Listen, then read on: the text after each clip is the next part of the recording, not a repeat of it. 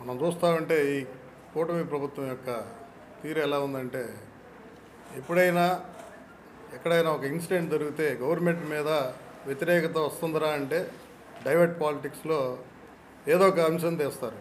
మనం గమనిస్తూ ఉన్నాం. స్టార్టింగ్లో మన తిరుమలలో దర్శనంలో తొక్కిసలాట జరిగి భక్తులు చనిపోవడం జరిగింది. వెంటనే దాన్ని డైవర్ట్ చేయాలి కాబట్టి లడ్డులో కల్తీ జరిగింది. జంతు పదార్థాలు కొవ్వులు ఆ లడ్డులో కలిపారు.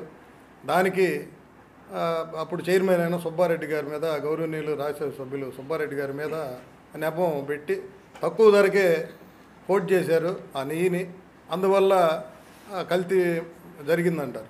తర్వాత చూస్తే ఆ కొవ్వులు కాస్ట్ అంటే వీళ్ళు చెప్పిన ఏదైతే కేజీ 270, 300 అన్నారో దానికన్నా కలిపిన కొవ్వులు, వాళ్ళు చెప్పే కొవ్వులు అధిక రేటు ఉన్నాయి. దాన్ని ఏం చేశారు, వెంటనే పవన్ కళ్యాణ్ గారు ఇంకా ఒక స్టెప్ ఎక్కువేసి టీటీడీ నుంచి ఏదైతే అయోధ్యకు పంపించిన లడ్డులో 1,00,000 లడ్డుల్లో కల్తీ జరిగిందని చెప్పడం జరిగింది. అప్పుడు సుప్రీంకోర్టు కూడా ముట్టికాయలేసింది. మీకు కన్ఫర్మ్ లేకుండా ఒక హిందూ మనోభావాలను ఏ రకంగా దెబ్బతీసేటట్టుగా మీరు అనౌన్స్ చేస్తారు, ఎలా మీరు మాట్లాడతారని.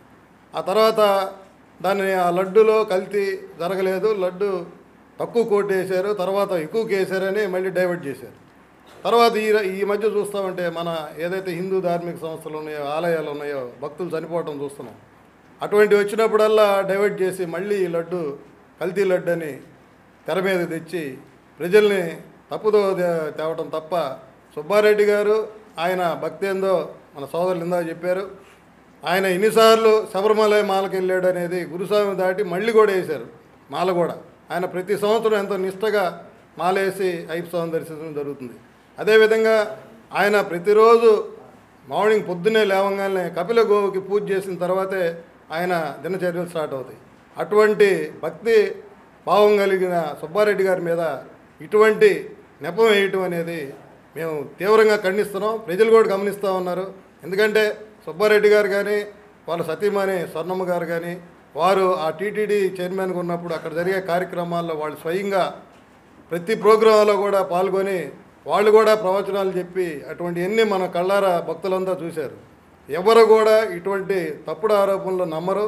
మీరు డైవర్ట్ పాలిటిక్స్ వేసి, అదేవిధంగా సుబ్బారెడ్డి గారు వైఎస్ఆర్ కాంగ్రెస్ పార్టీలో చాలా కీలకమైన వ్యక్తి. ఆయన చాలా రాష్ట్ర వ్యాప్తంగా ఈ పార్టీని నడిపించే వ్యక్తుల్లో ఒక ప్రథముడు కాబట్టి ఆయన ఏదో ఇబ్బంది పెడితే పార్టీ ఏదో వీక్ అవుతుంది అనేది మాత్రం మీ అపోహ మాత్రమే. ఎవరు కూడా దీన్ని పూర్తిగా ఖండిస్తున్నాం. ఎవరు దీన్ని నమ్మరు.